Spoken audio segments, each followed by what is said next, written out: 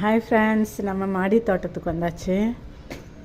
வாங்க இன்றைக்கி புதுசாக என்னெல்லாம் வந்திருக்குன்னு பார்ப்போம்.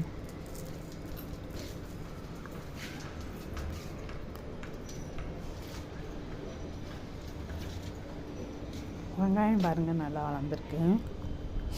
பூ பூத்துருக்குங்க. மறுபடியும் ஆரஞ்சு ரோஸில் ஒரு மொட்டு வந்திருக்கு.